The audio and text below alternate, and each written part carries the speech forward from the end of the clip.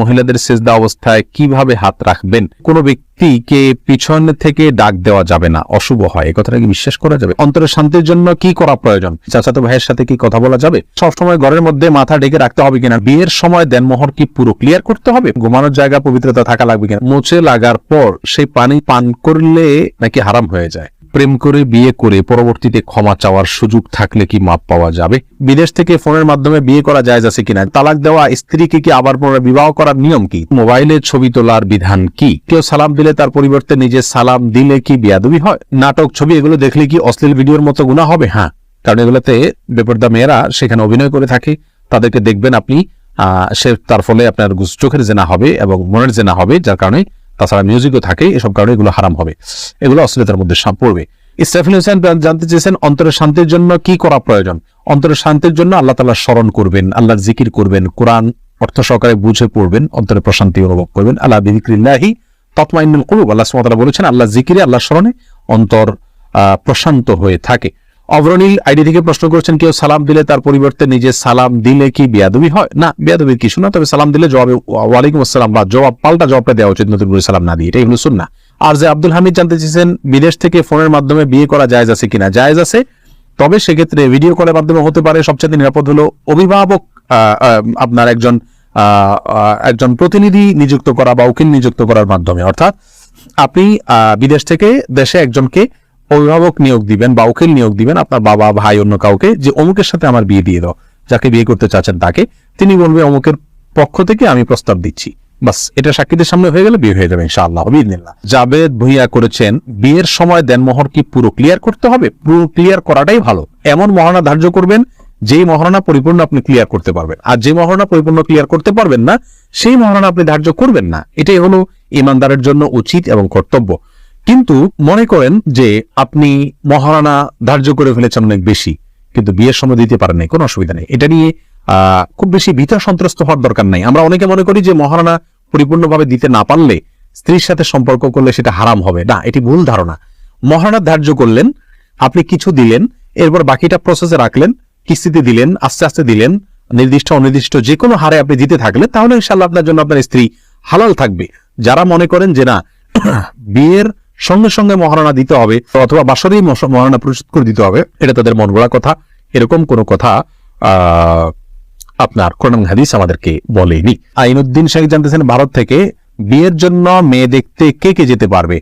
যেতে অনেকেই পারবে, কিন্তু মেয়েকে দেখবে শুধুমাত্র বিয়ের প্রস্তাবক ছেলে অথবা ছেলের পক্ষের কোনো মেয়েরা, অন্য কোনো পুরুষে দেখতে পারবে না। আফরোজ হাশিম জানতেছেন, তালাক দেওয়া স্ত্রীকে কি আবার পুনরায় বিবাহ করার নিয়ম কি? তালাক কিভাবে দিয়েছেন, কোন পর্যায়ে আছে, এটা জানতে হবে, তারপরে বলা যাবে। যদি 3 তালাক দিয়ে থাকেন এবং বিচ্ছিন্ন হয়ে যান, মোগাল্লাজা তালাক যেটাকে বলে, এটা যদি হয়ে যায়, তাহলে অন্যত্র বিয়ে হওয়ার পরে সেই স্বামী মারা গেলে বা সেই স্বামী কোনো কারণে নিজের স্বেচ্ছায় তালাক দিলে তারপরে প্রথম স্বামী ফেরত নিতে পারবেন। আর যদি যেই তালাক দিয়ে থাকে তাহলে কিছু প্রয়োজনে শুধু প্রত্যাহার করলে ফেরত নিতে পারবে। বায়ান তালাক দিলে নতুন করে আপনার বিয়ে করে নিলেই হয়ে যাবে।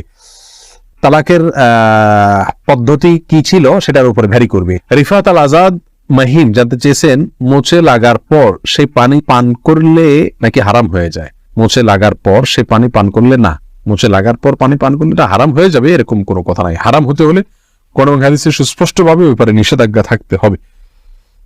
তবে মোচ লম্বা করা এটা সুন্নাহ বিরোধী কাজ। অতএব কেউ যদি এই সুন্নাহ বিরোধী কাজ করেন, তাহলে পানি লাগুক আর খাবার লাগুক আর না লাগুক, এটা সর্বাবস্থায় এটা নিষিদ্ধ, কিন্তু হারাম পর্যায়ে নিষিদ্ধ না। ভাই নাইমুর রহমান প্রশ্ন করেছেন, প্রেম করে বিয়ে করে পরবর্তীতে ক্ষমা চাওয়ার সুযোগ থাকলে কি মাপ পাওয়া যাবে? হ্যাঁ ভাই নাইমুর রহমান, কেউ যদি অবৈধ সম্পর্ক, হারাম সম্পর্ক করে তারপরে বিয়ে করেন, তাহলে বিয়েটা তো যদি যথানিয়মে হয়ে থাকে তাহলে তো বিয়েটা বৈধ হয়ে গেছে, আলহামদুলিল্লাহ, এর মাধ্যমে সম্পর্ক বৈধ হয়ে গেল।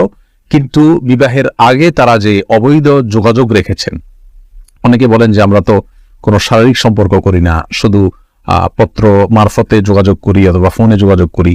এই যে যোগাযোগগুলো, এই যোগাযোগগুলোর মধ্যেও একে অন্যকে নিয়ে সেক্সুয়াল চিন্তা আসে কিনা, যদি আসে এবং সেটা ইচ্ছাকৃত আমরা করি এবং বিনা প্রয়োজনে এই ধরনের যোগাযোগ করি, নানা রকমের কথাবার্তাও আদান প্রদান করি, সেগুলো এক ধরনের জিনা।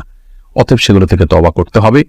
আপনি যদি বিবাহ করে ফেলেন তাহলে আগের গুলো বৈধ হয়ে যাবে না, বরং বিবাহ করার পরে পূর্বের গুলো থেকে আল্লাহ সুবহানাহু ওয়া তাআলার কাছে লজ্জিত হয়ে মাপ চাইতে হবে, ক্ষমা চাইতে হবে, ইস্তেগফার করতে হবে, তওবা করতে হবে। ইনশাআল্লাহ আল্লাহ সুবহানাহু ওয়া তাআলা ক্ষমা করবেন। তাহমিনা আক্তার লাকি জানতেছেন, চাচাতো ভাইয়ের সাথে কি কথা বলা যাবে? কথা প্রয়োজনে বলতে পারেন, কিন্তু দেখা দিতে পারবেন না। অন্য পুরুষের মতো তার সাথে পর্দা মেনটেন করতে হবে। চিন্তিয়া ইসলাম জানতে চেয়েছেন, কোন নারী কি তার নিজের শহর থেকে দূরে অন্য শহরে অভিভাবক ছাড়া পড়াশোনা করতে পারবে? পড়াশোনা করতে পারবে বোন, কিন্তু আনা নেওয়া করতে হবে একজন অভিভাবক। ফর এক্সাম্পল, আপনি চট্টগ্রামে থাকেন, পড়াশোনা করবেন ঢাকাতে, তো আপনি আসবেন আপনার অভিভাবকের সাথে, যাবেন আপনার অভিভাবকের সাথে, এখানে অভিভাবক আপনাকে মেয়েদের হোস্টেলে রেখে চলে যাবেন, বা আপনি কোনো নিকট আত্মীয় যার বাসায় থাকলে আপনার পর্দাপোশিদা রক্ষা হবে, এরকম কারো বাসায় আপনাকে রেখে চলে গেলেন, আপনি সেখানে থেকে পড়াশোনা করলেন, এটা জায়েজ আছে, কোনো অসুবিধা নেই ইনশাআল্লাহ বিইذনিল্লাহ। এরপরে তারিকুল ইসলাম নাহিদ জানতে চেয়েছেন, মোবাইলে কোরআন পড়তে কি ওযু করা জরুরি? না, মোবাইলে কোরআন পড়তে ওযু করা জরুরি না। কারণ মোবাইলে যে কোরআন থাকে এটা কোরআনের সফট কপি, এটা ধরাও ছোঁয়াও যায় না আসলে। দ্বিতীয়ত হলো এটার উপরে সেন্সর আছে, আপনার এটার উপরে ডিসপ্লে আছে, এটার উপরে গ্লাস আছে, তার উপরে আবার আলাদা একটা আস্ত আবরণ থাকে এটার সেফটির জন্য। সব মিলিয়ে অনেকগুলো আবরণও আছে, আর সবচেয়ে বড় কথা এটা স্পর্শ করাও যায় না। এই জন্য এটাকে আপনি বিনা ওযুতে টাচ করতে পারবেন, অর্থাৎ তেলাওয়াত করতে পারবেন কোরআন কারীম আপনার স্মার্টফোন থেকে। আয়েশা কবির জানতে চেয়েছেন, সবসময় ঘরের মধ্যে মাথা ঢেকে রাখতে হবে কিনা? না, জরুরি না। যদি অন্য কোনো অপর পুরুষ না থাকে আপনি পর্দা না করেও থাকতে পারবেন। আর জাহাঙ্গীর প্রশ্ন করেছেন, মোবাইলে ছবি তোলার বিধান কি? মোবাইলে যে ছবিগুলো আমরা তুলে থাকি, যেগুলো আপনার সফট ছবি থাকে, যেগুলো প্রিন্ট হয় না, অর্থাৎ হার্ড কপি বের হয় না, তার আগ পর্যন্ত মোবাইলে বা কম্পিউটারে যতক্ষণ পর্যন্ত থাকবে, মেমোরিতে যতক্ষণ পর্যন্ত থাকবে, ততক্ষণ পর্যন্ত এই ছবিকে অনেক উলামায়ে কেরাম হালাল বলেছেন, যদিও কেউ কেউ হারাম বলেছেন, কেউ কেউ নিষিদ্ধ বলেছেন। মতপার্থক্য আছে এই বিষয়টা নিয়ে। সেজন্য বিনা প্রয়োজনে মোবাইলে ছবি না তোলাই হলো উত্তম, কিন্তু একান্ত প্রয়োজন হলে তোলা যাবে, সেক্ষেত্রে কারোর কোনো দ্বিমত নাই।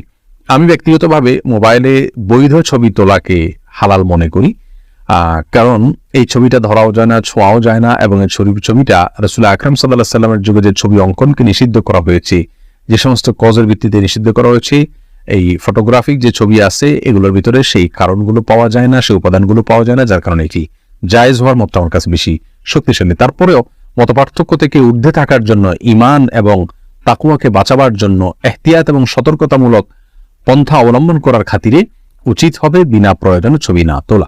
জাহানারা পারভিন জানতে চেয়েছেন, কোনো ব্যক্তিকে পিছন থেকে ডাক দেওয়া যাবে না, অশুভ হয়, এই কথাটা কি বিশ্বাস করা যাবে? না, এটা একটা ছোট শিরক।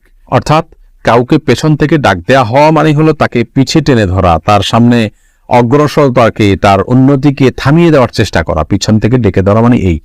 তো এরকম বিশ্বাস এটা ঈমানের সঙ্গে যায় না। মুসলিমের কল্যাণ অকল্যাণ এটা আল্লাহ সুবহানাহু ওয়া তাআলার কাছে।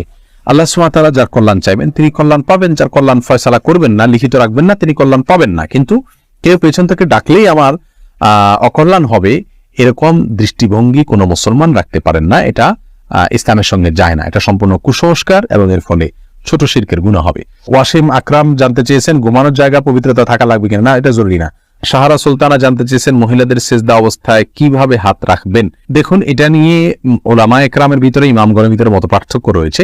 আমাদের দেশে উলামায়ে কেরাম তো বলেন যে একেবারে মাটির সাথে বিছিয়ে রাখবেন, এবং এর ক্ষেত্রে এর সপক্ষে কিছু আসার তারা পেশ করে থাকেন, কিছু রেওয়ায়েত তারা পেশ করে থাকেন।